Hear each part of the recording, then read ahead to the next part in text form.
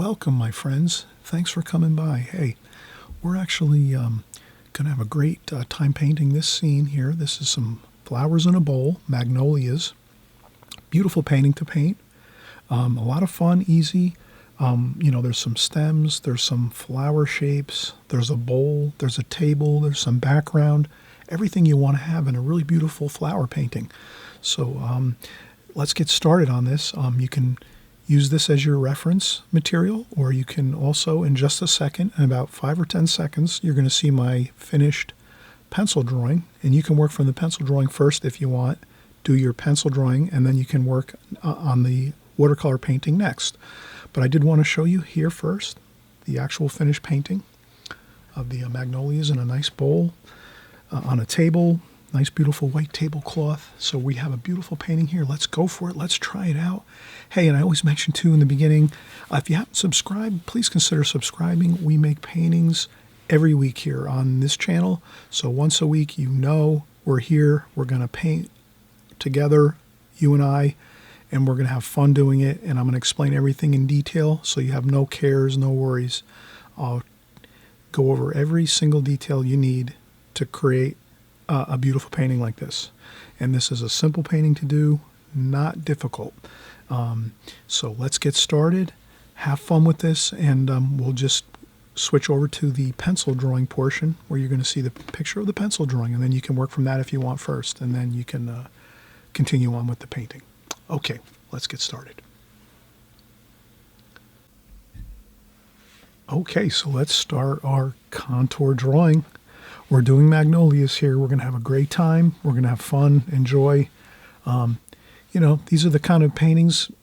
This is kind of small, maybe like an 8 by 10 here. Maybe not even, maybe like a 7 by 10, I would say, for our composition here, our painting. So, these are paintings you can do over and over. You can create one like this, then you might do something else. Something different, maybe like a seascape, or maybe like a landscape or a cityscape, and then you come back, maybe in a week or two, and you try this again. So I definitely think it's good. Try to do different things as you're drawing and painting, so this way you don't get really stuck on one thing. I know that when I first started watercolors, sometimes I got into that, just trying to paint like one thing over and over and over. And I found that if I just kind of moved around and did different things all the time, I would just slowly kind of get familiar with each thing that I was painting. So that's why I kind of cover all these things on my site here on YouTube, is so that you can kind of try different things. Maybe not just do one subject matter, try different subject matters, see which one you like best, or maybe you have a few that you like to do most. So this is obviously like a flower type painting, a floral, and we'll get started. So here, it's kind of simple. We're just going to do a bowl, and we're going to do a table. So this will be a bowl on a table, and probably we're going to make this maybe like a third of the paper. So we'll maybe take just a marker, and we'll come over here and we'll say 1/3. Over here is 2/3, just so we have an idea of our layout on our paper. So I think that's all we really need to do. If the center of the page is about here, so if that's center, we're going to center our flower arrangement here. So we'll make our bowl here. So sometimes you can make a couple of hash marks here and there just to kind of familiarize yourself with the composition and what we're doing here. And that's all we need to do. And then one more thing I might do is, actually it's already here, 2/3. So about 2/3 across, maybe a little bit higher than that. Top of flower. So just make a note for myself, top of flower is about here. And maybe I'll make a little mark here, and I'll just put down stem. So there's a stem over here. And then the flowers, I'll say over here, about halfway. And there's a flower. So now this will all make sense once I start drawing, and you'll see how I'm doing this. And of course, in the beginning, I put the contour drawing in the beginning of this video, so this way you can kind of see that. You can pause your video on there. You can take a picture of it or a screen capture, however you like to do things with your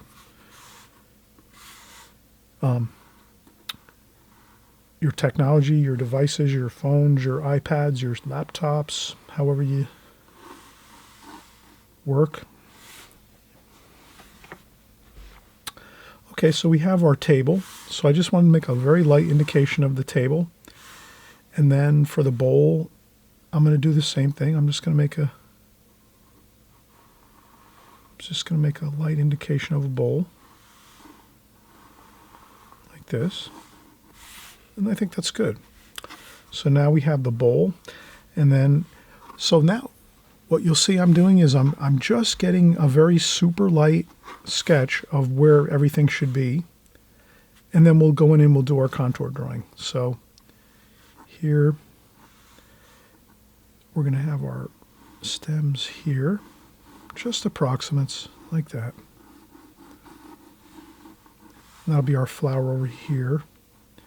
And we'll have some more flowers here. And then we're going to go over here and just do that.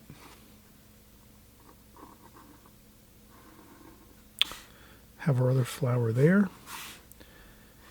And we have a few more flowers here.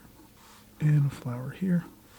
Okay, I don't know if you can see that, but it's really not so much important that you see this, what I just did, but that you know that I did a super light sketch, very lightly, of just about where the main areas of our subject is going to be on our paper.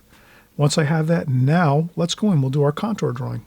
And then all we're going to do now is we're going to kind of just really use our light sketch that we did, our super, super, very light sketch. We're going to use that as our guide as we contour draw. So we'll start out and we'll do our bowl.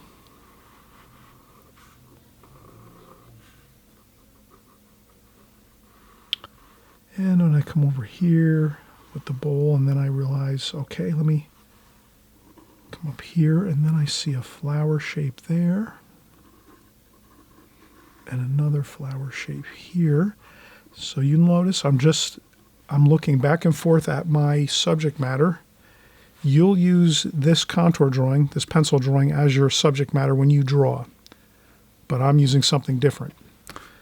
So I'm just going to go around. You'll see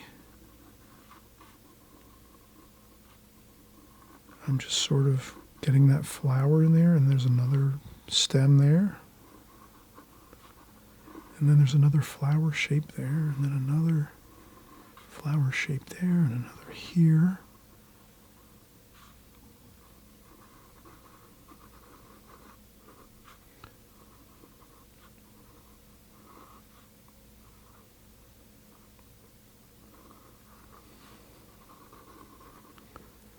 Another flower shape there.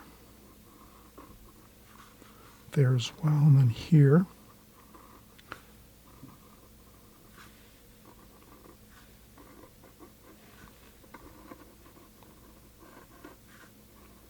And I'm just doing the flower shapes here as I keep referencing back to my photograph I'm working from. Again, you're going to work from this, though. You're not going to work from my photograph. You're going to work from my pencil drawing. And that'll be easier to do.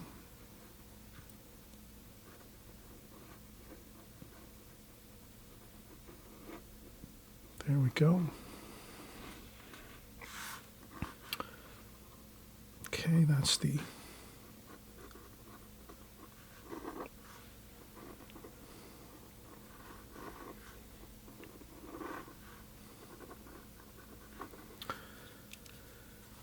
okay, and then over here, got a flower there. Oh, this is some green leaves here we're doing now.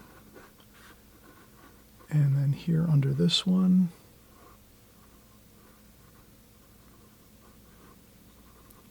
and then another one here.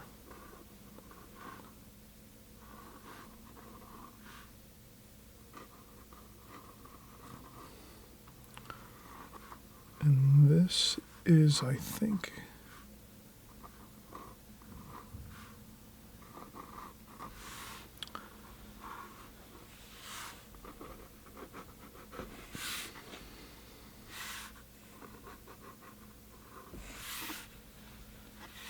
okay, and then we're going to come back over here, another stem over here, and then we have the other flower here.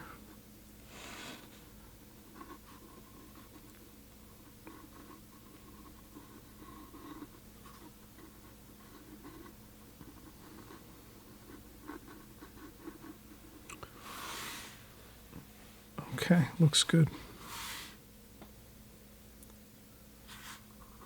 And we'll do our table.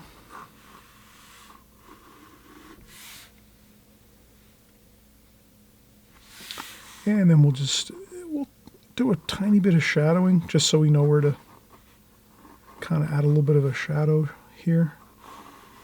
So the light's coming a little bit from the right. So we'll just put our light insignia here.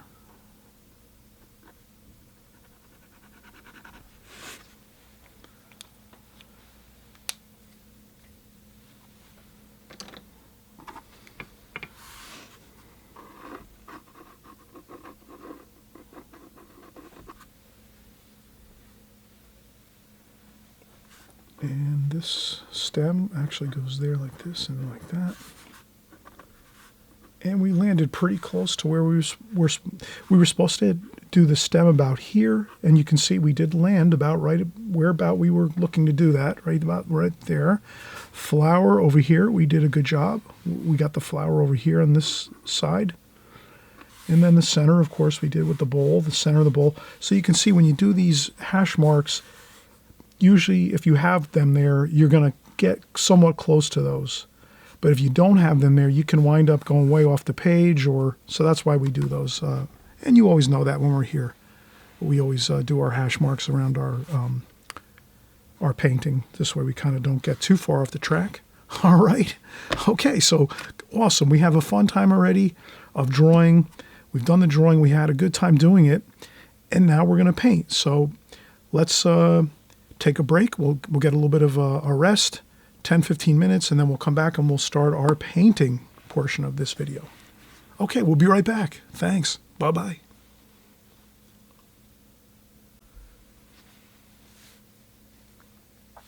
Okay, so we just wanted to kind of quick put up our drawing. This is our pencil drawing, our contour drawing. We wanted to put this on here so you have this. You can work right from this pencil drawing. I think that's the best way to do it. So this way it's you see exactly what I drew, and then you can just copy this. And then, if you want to pause the tape and draw, and then you hit play, and when you're done drawing, you hit play and you go into the painting portion. Or, you could take a picture of it or a screen capture, however you like to do this on your social media and on your tech, your devices, your phone, your laptop, your iPad, Samsung, whatever you have. So this is the drawing, and I'll just take a few seconds just to let you pause this or take a picture of it. And then what we'll do is once we're done with that, we'll continue on and we'll do the painting portion.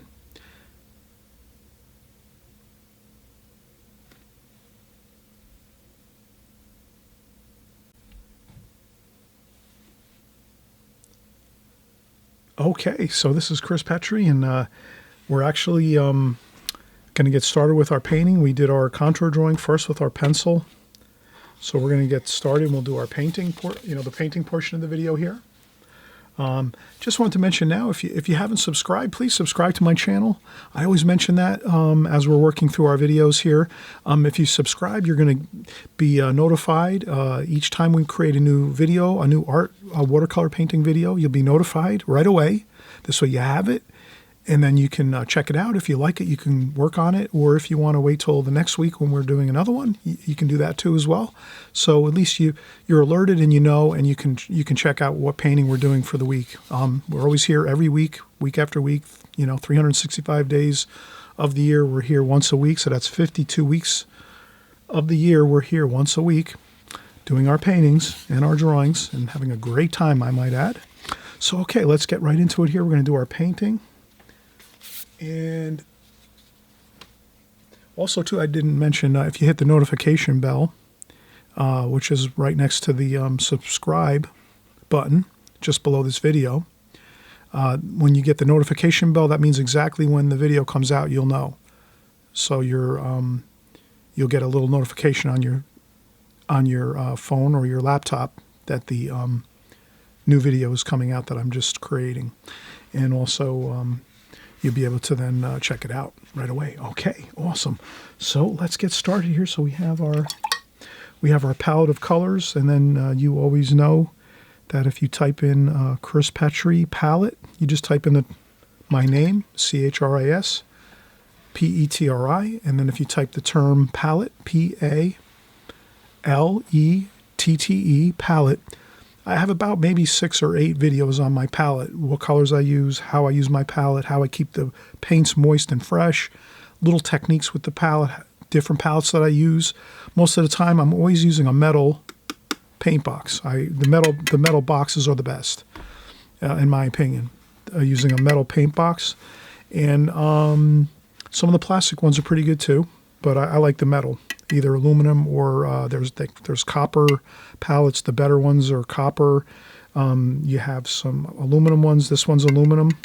I have a few aluminum, but they're really fantastic. Plastic ones work too. I like plastic. I have a number of plastic palettes as well, but my favorite is the metal paint boxes. I think they work the best for how I enjoy my watercolors. All right, so now we're going to get into this. We're going to start our painting. I think that I'll start with the darks first.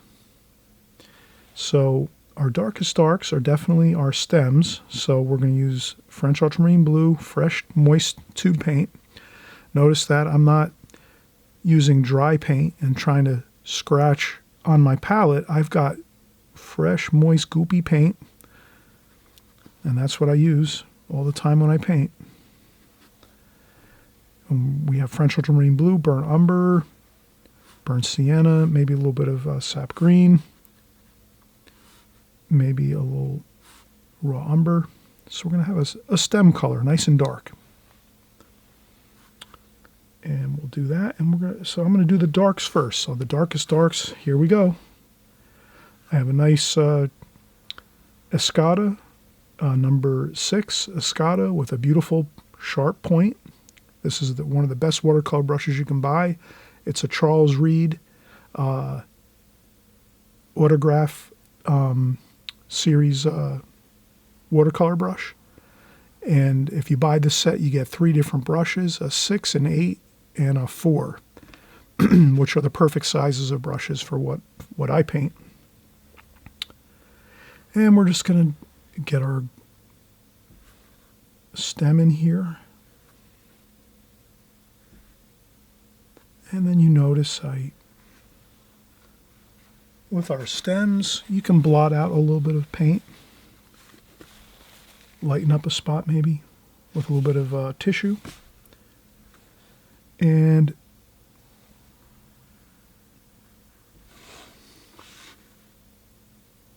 here you can see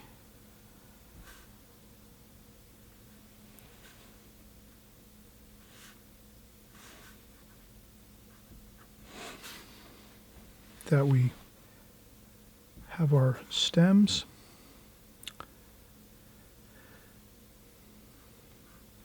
I noticed I put this stem over here. I don't like it in this location. You can always erase a little bit if you want. So I take my kneaded eraser. They don't make any crumbs. I do that. And then I get my pencil again, and I sort of wanted to keep that one closer. Like that. So sort of parallel with that one there. A little thicker here and then thinner. And then as you can see,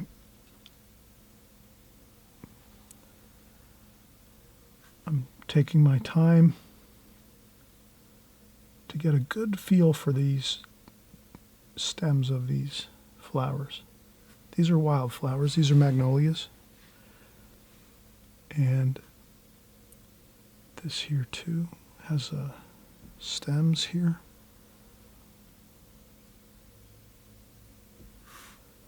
And once in a while, if you see you want to do a little extra, you can paint that in with your brush. You don't necessarily always have to go exactly the way your pencil is, your pencil marks. So the freedom of being a watercolor artist is you're free to change and do things a little differently than the pencil if you want. You can add a little extra to it. Or you can even, like I just did, I erased a pencil mark here that I didn't like, that I thought I wanted to do it a little differently. So you can see, you always, with pencil drawings, you can always change things a little bit, and you don't have to get too worried about things. And then you can see here, I'm just doing some more stems over here. The stems are the darkest dark we're going to see in this painting. So I'm going to start with my darkest dark. And we're doing an alla prima method here, which is just, we're going to paint everything all in one, at one time. We're not going to do any glazings or anything. We're just going to paint everything as we go. All right, so we've done our stems and our branches here of our flowers. Looking good. We might need a little more. It's always good to kind of make sure I carefully look at my photograph, just so I make sure I have. See, I didn't have this, so that's...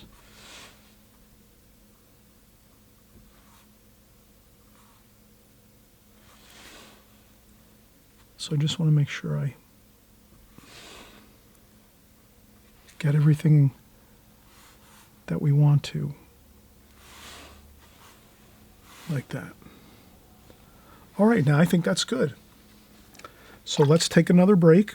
We just did our stems. That took us some time. We can also, before we take a break, we'll use our needlepoint brush.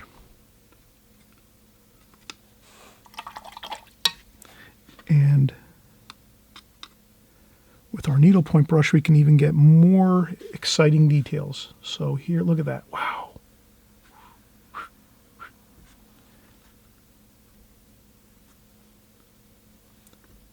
This is even a finer line that we want to have. We want to have a few extra finer lines like this. It's going to make our painting look even more exciting and have more variety. So with watercolors, you want to have a lot of variety. You'll be your paintings will look beautiful if you have more variety in them. So you can see I just add a little couple stems and little nubbies off here and there. Little buds on the stems, just a few.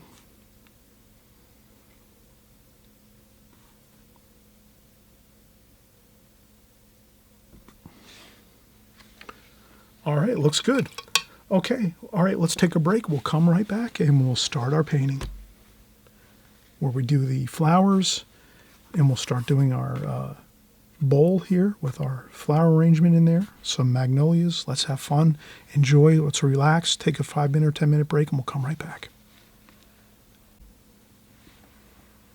Okay, so we took a little break. We're gonna start now. We're gonna create our painting. We're going to get more colors going here. So we just started out with the stems. I started out with the darkest darks, which is really important if you're going to do alla prima painting, which is just when you start your painting. As you begin your painting, you're just going to start in one location and start your painting and just keep going. And we're not going to do any glazings, really. We're just going to start in one place. We started with the stems, and we're just going to keep going from there.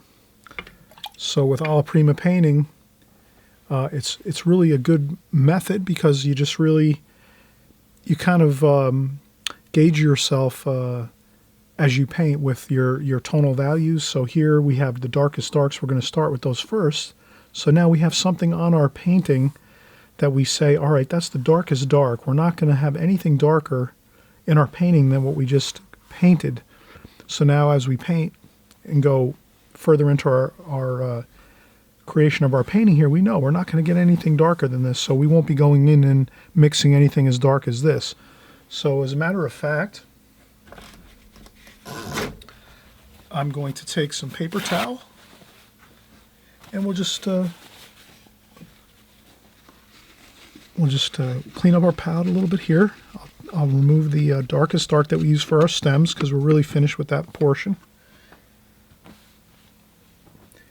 And we'll continue. So now I'm looking at this and I'm going to say, all right, what is my next darkest dark? The greens look the darkest. So sap green, olive green, some cerulean blue maybe, some French ultramarine blue. That would be the darkest dark we would have in our greens, is a little bit of French ultramarine blue mixed in there. And what else? So let's have a little bit of cadmium lemon yellow. Maybe we'll put that there. Just so we have a lighter green. All right, let's get started. All right, I'll start here. And that's all.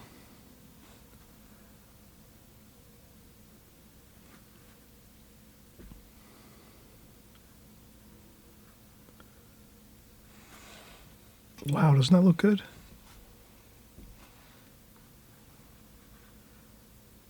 All right, this is a little darker under here. So you can see I'm just going to work around here. This is a little bit of a darker green there. Then we have a lighter green on this here. Like that.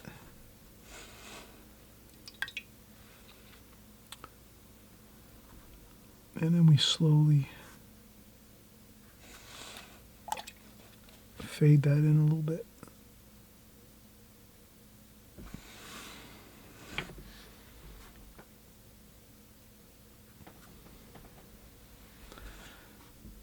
And some olive green here.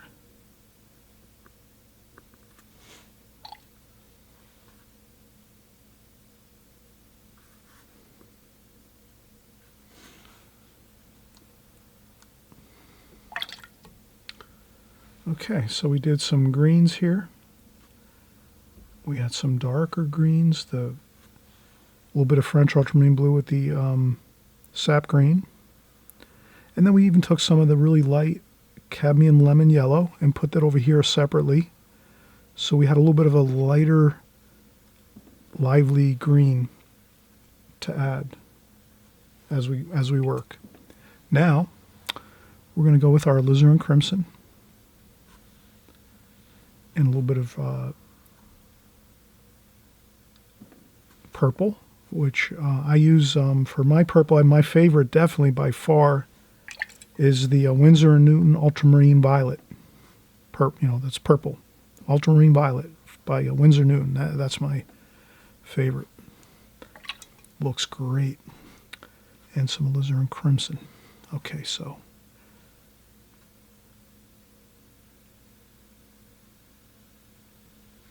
And as you can see, I start out there with that little darker alizarin and ultramarine violet. And then I slowly soften it up. So I rinse my brush and I dry it off on my apron or on a piece of paper towel. So I dry my brush off a little bit, rinse it off, dry off some of the little bit, take some of that water off it too. And then just sort of fade the paint upwards so that it's nice and light. You don't want to go dark.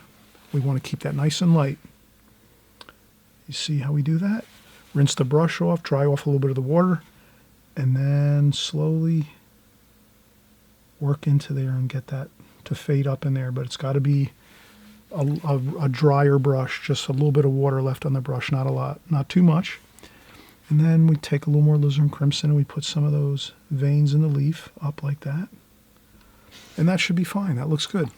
A little more of that purple, I think, over here. And you just carefully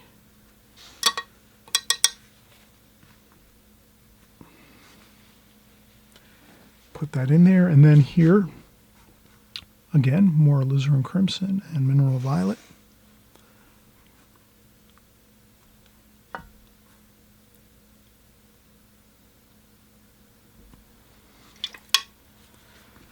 And then just some alizarin crimson. It's more red there. And you just have fun. Rinse the brush off, nice clean water. Dry the brush off a little bit, and then just fade that up like that. So you can leave some of that flower white. And that gives us the feeling that there's some light on the flower itself, the petals of the flower. So there, I left some white on the flower up top here. And we faded that paint. And then you can put more red here as you work. You can go back in again and add a little bit of alizarin crimson if you want to darken it up and make it more of a red. That's fine. That looks really good. Okay, now we'll continue to work on here. What do we have next? A little more green.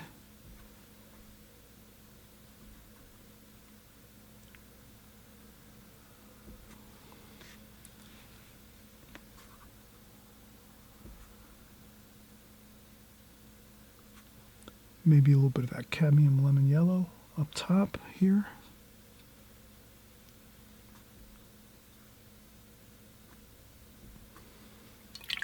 Looks good. All right, now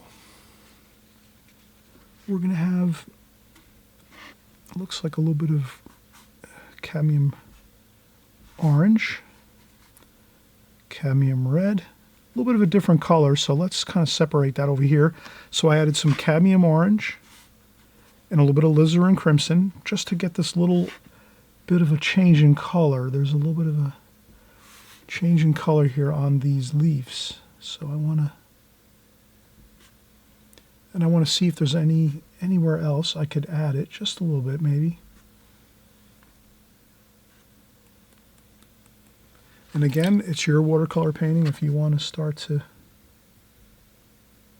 add a few things here and there, you can do that. I just added a few splashes and a little bit of green. We'll add a little bit of green in there too.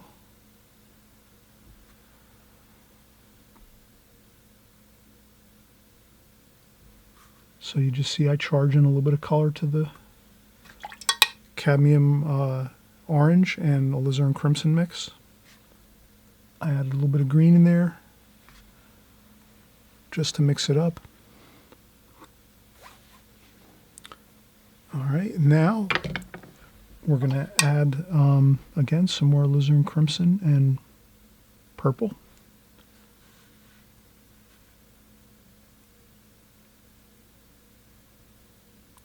Along here.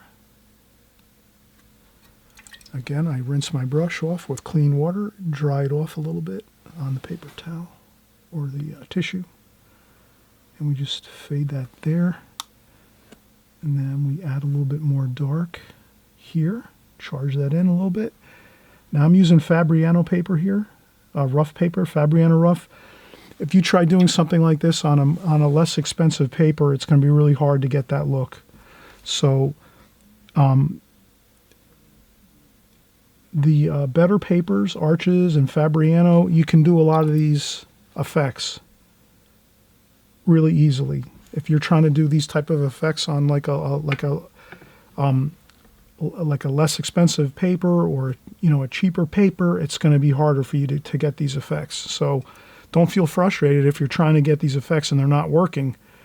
Unless you have Fabriano paper or Arches paper or some of other higher quality papers, the higher the quality, the better results you get with your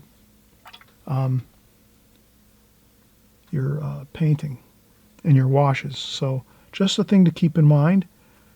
If you're just starting out in watercolor, you don't want to spend a lot of money probably on paper and supplies and all that. But if you're painting a couple years and you're really interested in it, you definitely want to research getting some better papers and just try them out, and you'll see they really work phenomenal. So again, this is Fabriano rough paper, and I can just keep adding washes and colors and charging in things here, colors and darker tonal values, and it really just allows me to do that. If I was trying to do this on a very inexpensive paper, it wouldn't let me do that. It would start to make funny looking blossoms and weird looking splotches and things like that. So just something to keep in mind. And we're going to keep moving along here. So we have this over here completed. Let's keep moving. Doesn't that look good though? We have those beautiful magnolias, the pinks, the purples, the greens of the leaves. Let's keep going here. We'll get some more red and purple. And we're going to do over here.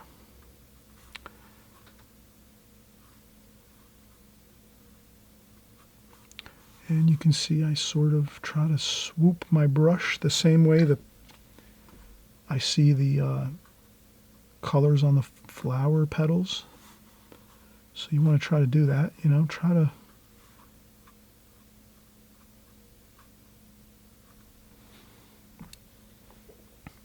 that looks pretty good. And we can even start making some shadow colors. I'm going to use purple and cerulean blue and a little bit of raw sienna.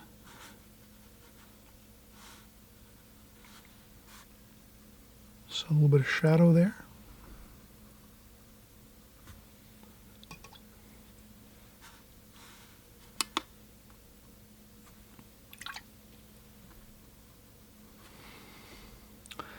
And I can start to see some of this raw sienna.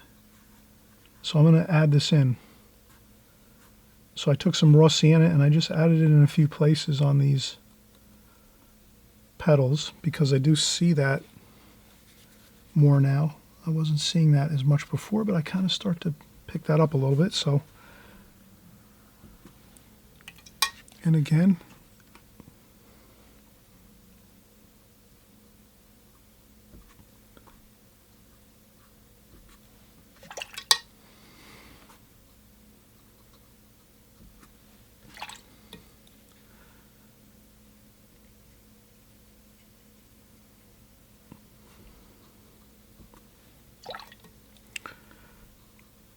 okay, I'm adding some shadows here, which is some cerulean blue, alizarin crimson, cerulean blue, a little bit of raw sienna, just to get a little bit of a grayish color going there. You know, you can mix it up. You don't have to worry too much. As long as you kind of get a grayish mix there, you don't want to have it looking too red or too blue, kind of in between. And we have more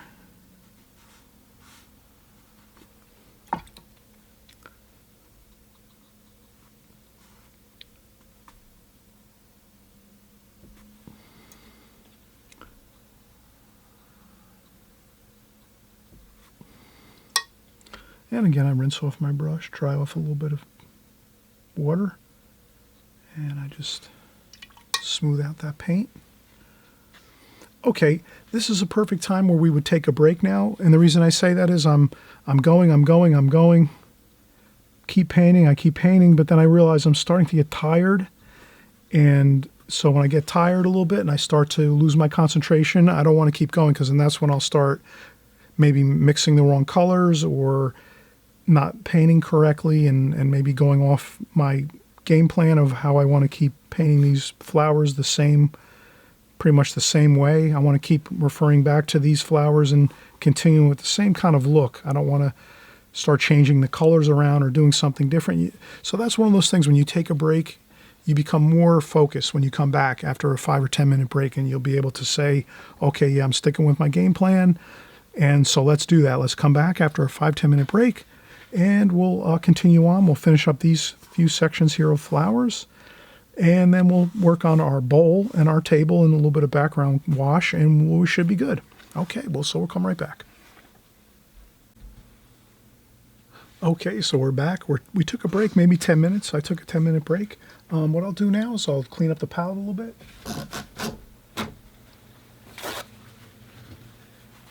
I'll dip my paper towel in some water.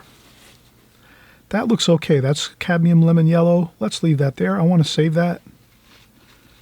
I try not to waste any paint. Paint's expensive, as we know.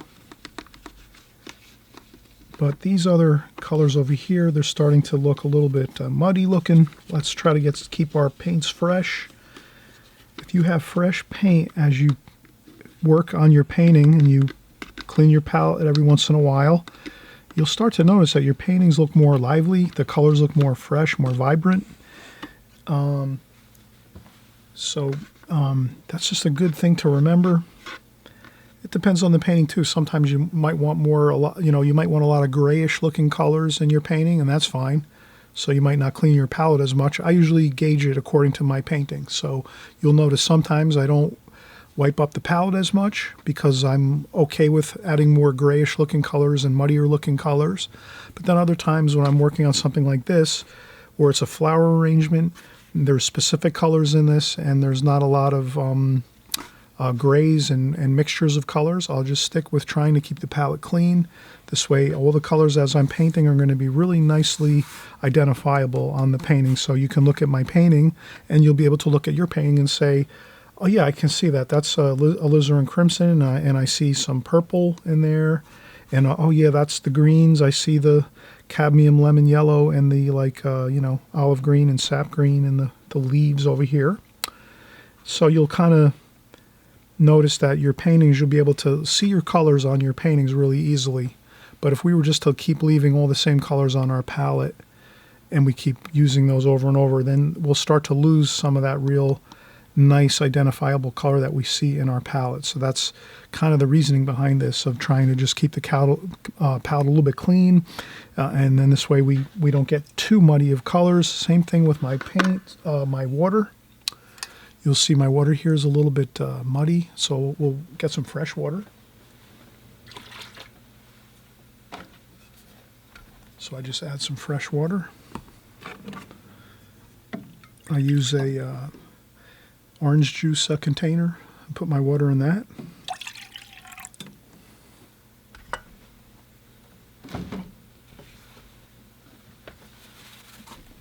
Spilled some on the painting, no big deal. That's going to dry in quickly. Okay, so we're going to continue on over here on the left side of these flowers over here. So we'll continue. And we're going to more alizarin crimson and purple. So let's remember to use the same colors we used before. We don't want to change colors in the middle of a painting. And so I'll just start to get some color on here. And I see some, so if you see some darks, so you're going to be working from this as you're finished painting. So you'll notice where I put my darkest darks with my alizarin crimson and purple. And then once you do that, you'll know that you can use them, you rinse off the brush, dry off a little bit of the water, and then you just slowly mix that onto over here, nice and easy. And you have to keep rinsing your brush and drying it because the paint gets on the brush, and then it doesn't. So you just want to make sure that it's fading nicely, and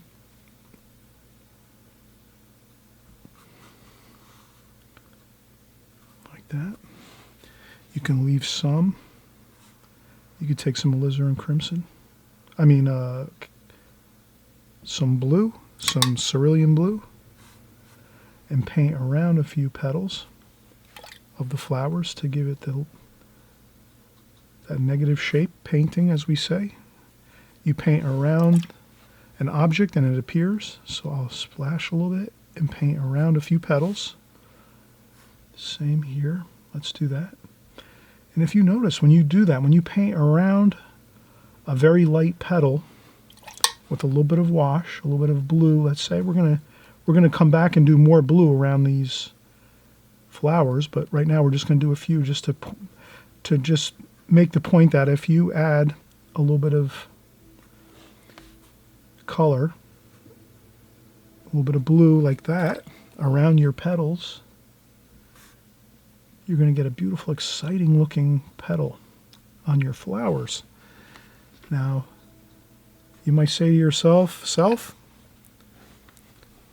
I don't, when do I see a dark blue like this around a petal?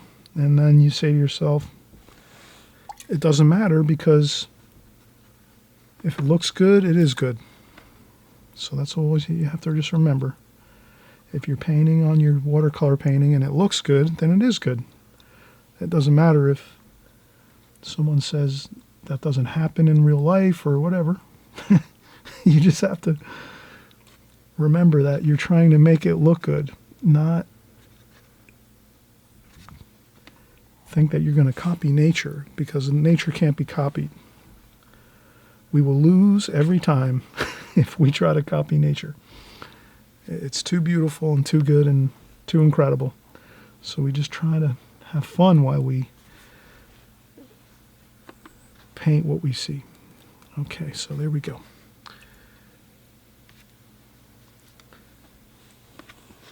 Now we're going to do some more alizarin crimson, and over here.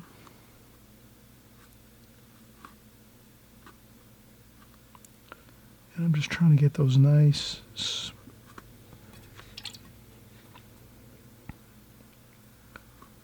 interesting brush strokes. Have fun with that.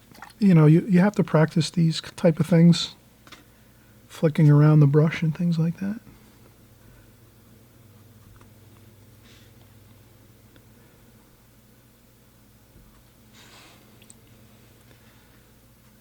And again, we're going to paint around some of these petals here.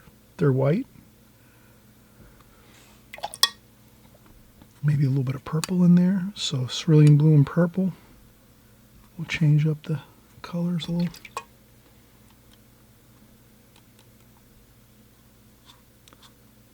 And you can see I just kind of flick the paint around a little bit.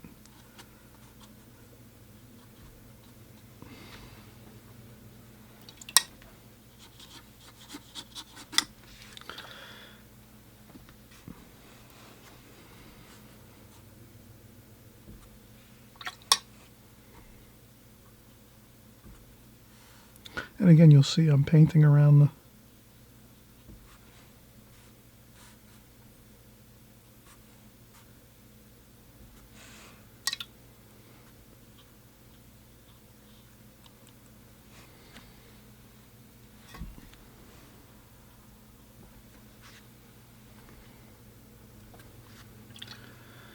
again, painting around the flowers. Negative shape painting. You paint around the object, in this case a petal of the flower, and then the petal appears.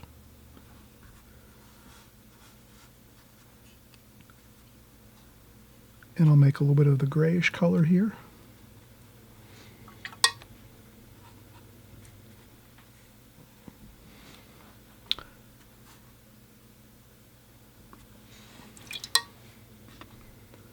And again, and if it's too dark, you might lift up a little bit of paint.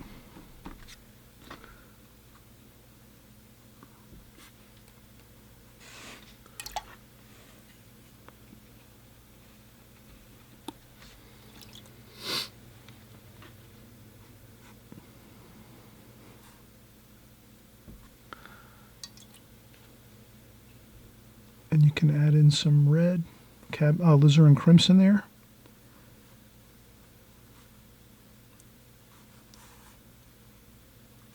Straight paint, no water, straight paint.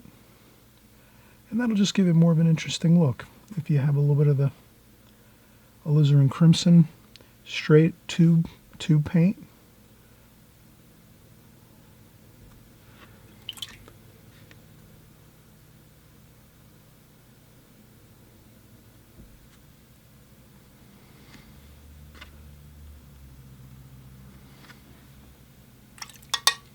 All right, that's looking pretty good. We'll fade in that red a little bit too. You can always go back and fade in the washes a little bit.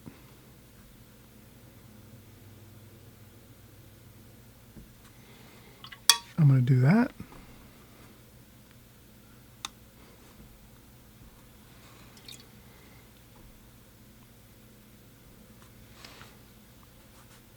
Okay.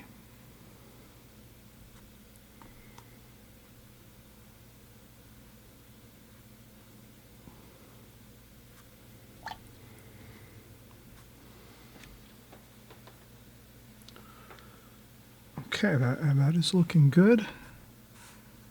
And we could add a little bit of blue here.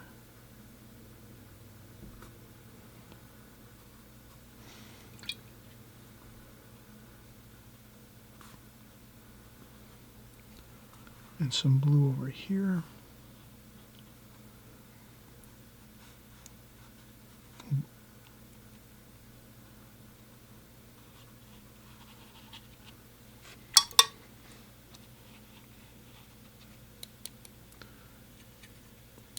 And then I'll just take some of the grayish wash and just do some splashing for, to really just have a nice texture to the background. And then French cerulean blue and yellow ochre. And we'll just start putting in a background a little bit there. Maybe a little bit of that alizarin crimson mixed in there.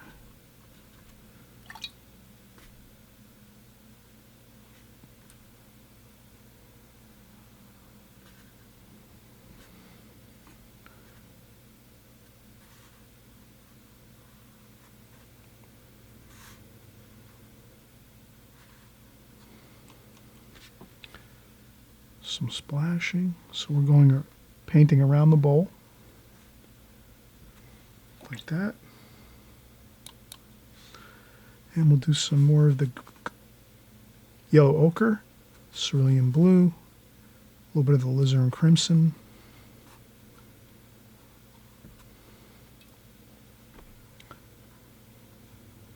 And we just work that over here around the bowl.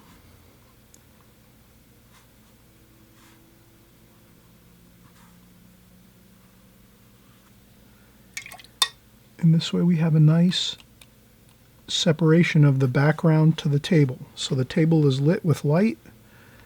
So we put that background color in there.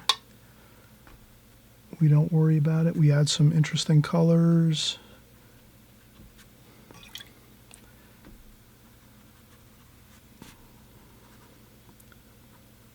Like that. And let's go for the gusto here. We're almost completed with this, so let's add a few more splashes, a couple on the table, like that. Let's do we're going to do this bowl, the same thing, cerulean blue, yellow ochre, alizarin crimson. Light's coming from the right, so it'll be a little darker over here.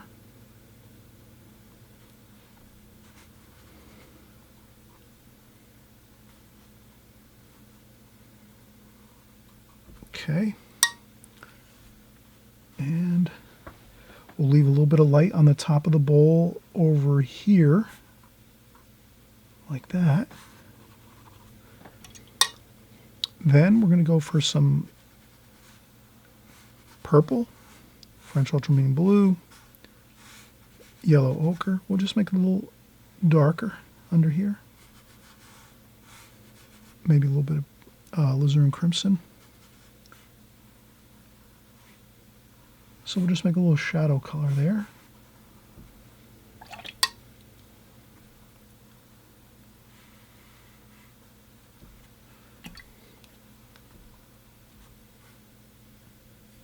And then again, cerulean blue, yellow ochre, alizarin crimson.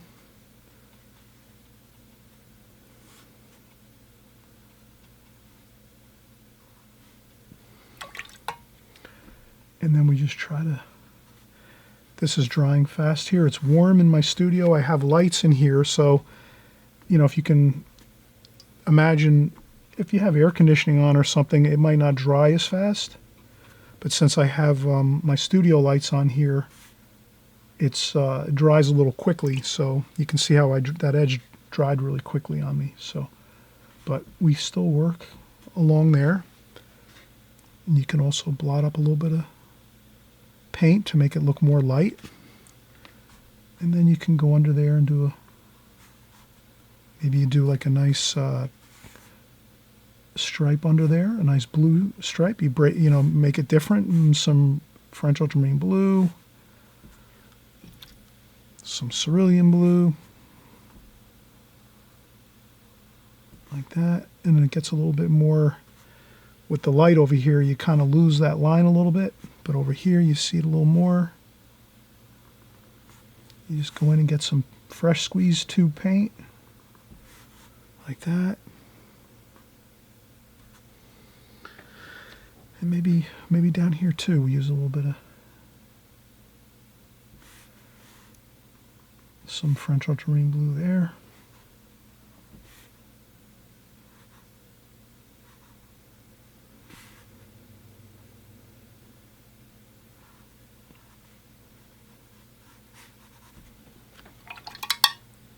So make it an interesting some blue color there, and then maybe you put some yellow just to mix up the color a little bit. Maybe some alizarin crimson.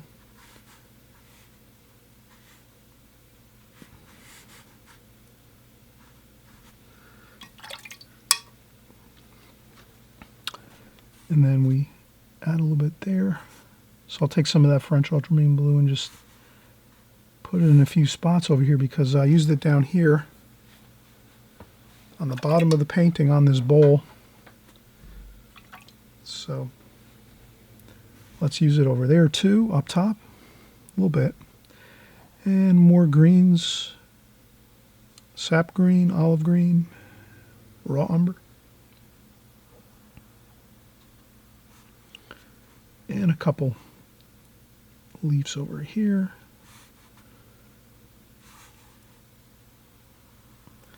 And we just add some green, like that. Some green small leaf forms, just to have those there.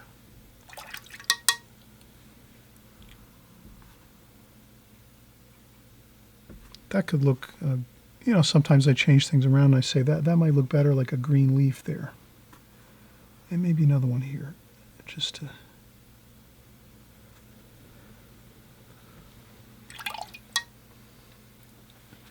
And then maybe just a little bit of dark, French ultramarine blue, burnt umber, just to make sure we kind of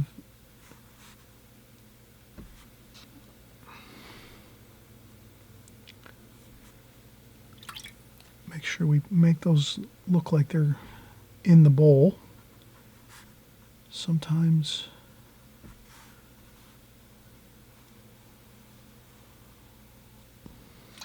there we go. All right, everyone, this is a lot of fun. I think we're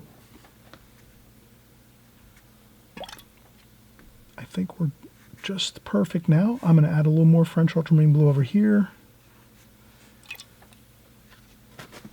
just because it kind of ties in better if I add just that little bit of French ultramarine blue over here.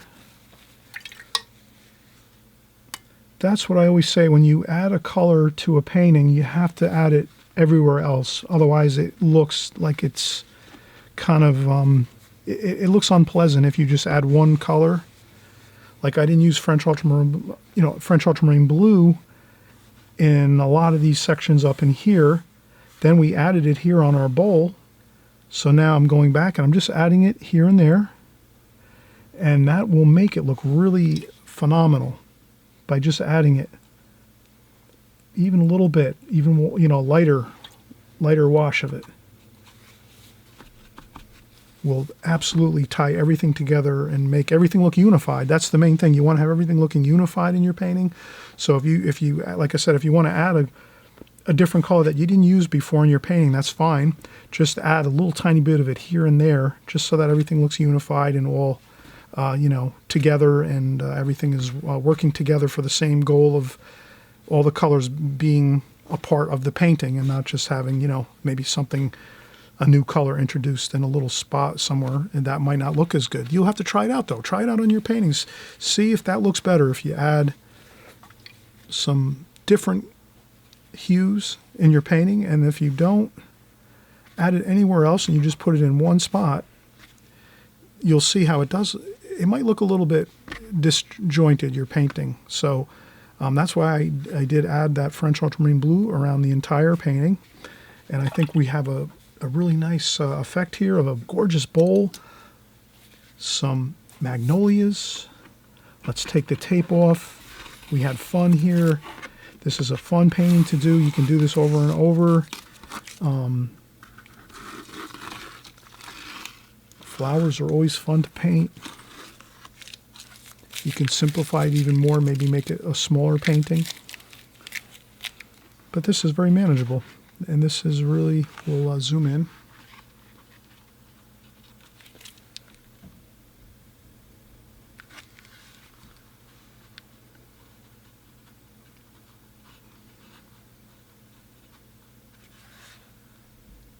Okay, that looks pretty good.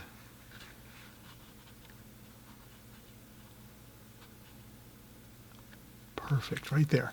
Okay, so hope you enjoyed this. Again, if you haven't subscribed, please subscribe. Come on, come along.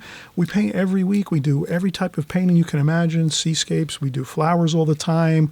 We do cityscapes. We do landscapes. We do figure painting. We do everything. So yeah, subscribe, have fun, enjoy, and we'll see you on the next video. And also, too, we're going to have lots more videos coming up with all kinds of interesting subject matter, so that you know, you can try different things. And you know, again, I always put my picture of my painting on my thumbnail of my video, so you'll always see what I'm going to paint when you look at my video. When you first look at it on the very first look, when you're on YouTube, you'll see my finished painting right on that YouTube thumbnail picture. So no gimmicks here. We're just painting watercolors, everybody. So all right, we'll see you on the next time.